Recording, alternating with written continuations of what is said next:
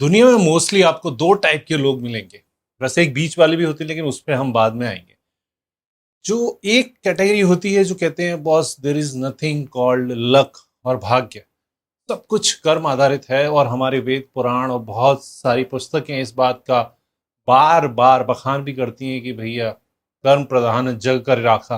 कर्म सबसे इंपॉर्टेंट है। अगर आप खाना बनाएंगे ही नहीं, मुंह से तोड़ के रोटी के कोरे को मुंह में डालेंगे ही नहीं, तो आपके पेट में भोजन कैसे जाएगा। बहुत सारी चीजें, उनके डिटेल में जाना मैं नहीं चाहता, क्योंकि विभिन्न अ, जगह पे आपने ये ऐसी सारा ज्ञान आप लोगों ने प्राप्त किए होंगे, जाने होंगे, पहचाने होंगे। मैं उसमें केवल अपना एक्सपीरियंस आपके साथ शेयर करना चाहूंगा। तो अभी ज्यादा डिटेलिंग में घुसने से पहले मैं चाहता हूं कि इसको बड़ा सिंपल रखा जाए, वीडियो को बड़ा शॉर्ट रखा जाए। कर्म या जो काम हम करते हैं, वर्क इज वर्शिप, जैसा कि बोला जाता है कि काम अगर आप एफर्ट करेंगे तो आपको रिजल्ट मिलेगा। तो फिर ऐसा क्यों होता है कि भाई कुछ लोगों को बहुत कम एफर्ट करने पे उनको रिजल्ट मिल जाता है, और कुछ लोगों को लगातार एफर्ट करने के बावजूद भी बहुत कम या फिर बिल्कुल न के बराबर रिजल्ट मिलता है। उसके पीछे जो फैक्टर जोड़ दिया जाता है कि भैया ये उसका लक है, ये भाग्य है जो चीजों को आपको दिलाता है, सफलता या असफलता के मापदंड तय करता है। बड़ी सिंपल सी चीज समझने की कोशिश करते हैं कि अपॉर्चुनिटीज, आजकल के युग में अपॉर्चुनिटीज बहुत सारे लोगों के पास बहुत सारी हैं। लेकिन आप देखेंगे कि कई लोगों के पास आप निकले घर से और आपको वो व्यक्ति मिल जाता है, लेट अस से, कि जिस चीज की उसको तलाश है और आपके पास वही प्रोडक्ट है। तो आप इसे क्या कहेंगे? ये आपका कर्म था कि आप घर से बाहर निकले, लेकिन वो व्यक्ति अनायास ही आपसे टकरा गया जो कि वो प्रोडक्ट ढूंढ रहा है जो आपके पास है। इसको आप डिफाइन कैसे करेंगे? अक्सर ये भी बोला जाता है कि भाई जो लोग नकारात्मक विचारधारा वाले, नेगेटिव माइंडसेट वाले हैं, वो भाग्य की बातें करते हैं, भाग्य भरोसे बैठे रहते हैं। और बहुत हद तक मैंने अपने अनुभव में भी देखा है कि जिन लोगों के हिस्से में, मैं नहीं कहता कि उनमें क्षमताएं थी कि नहीं, उन्होंने काम किया कि नहीं, उसके बारे में मैं बताऊंगा तो भी हो सकता है मैं ऐसा लगे कि मैं अपना पक्ष रखने के लिए उस चीज को एग्जेगरेट कर रहा हूं। तो उस पक्ष में नाते जाते हुए जिन लोगों को असफलता मिली है, वो लोग अक्सर भाग्यवादी विचारों को ज्यादा बयां करते हैं, बजाय उसके जिन लोगों को सफलता मिल गई है, उनकी चाबी से ताले खुलते चले गए हैं, तो वो लोग हमेशा बोलेंगे कि नहीं यार, एफर्ट करो, एफर्ट करो। लेकिन मैंने जब सूक्ष्म स्तर पे चीजों को देखा, तो दो तरीके के लोग, दोनों ने एक जैसी तैयारी की, दोनों ने एक जैसे प्रयास किए, दोनों ने एक जैसे एफर्ट किए और उतनी ही मेहनत की। उसके बावजूद एक को रिजल्ट मिलता है, दूसरे को नहीं। ही बोला जाता है कि भाई अगर, जो कि आचार्य श्री राम शर्मा जी भी बोलते थे कि भाई अगर आपको यथोचित सफलता नहीं मिल रही है तो आपके प्रयासों में कहीं कमी रह गई है।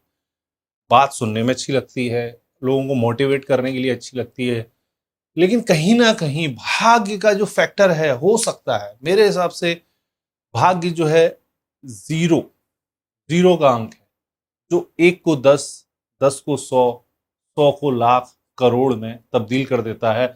और इंडिविजुअल भाग्य की कोई वैल्यू नहीं होती। कर्म या काम या आपके एफर्ट या मेहनत को, हार्ड वर्क को कहीं से भी कम नहीं आंकना चाहता मैं, और ना मैं आपको ऐसी सलाह दूंगा कि आप अपने कर्म में कोई कमी लाइए।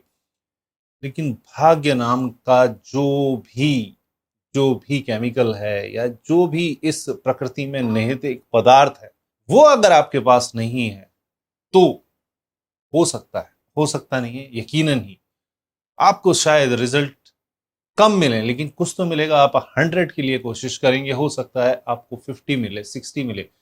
अभी अगर आपका भाग्य अच्छा नहीं है, ऐसा मान के चलता हूं, जो कि कोई भी व्यक्ति इस धरती पे जो पैदा हुआ है, जो भी प्राणी, वो नहीं मानना चाहेगा कि उसका भाग्य उतना अच्छा नहीं है। लेकिन अगर ऐसा होता है, तब भी आप अगर प्रयास करते हैं तो आपको 100 के लिए अगर आप टारगेट करते हैं और उतनी मेहनत करते हैं, तो आपको 50 मिलेगा, 60 मिलेगा, 70 मिलेगा, 80 मिलेगा।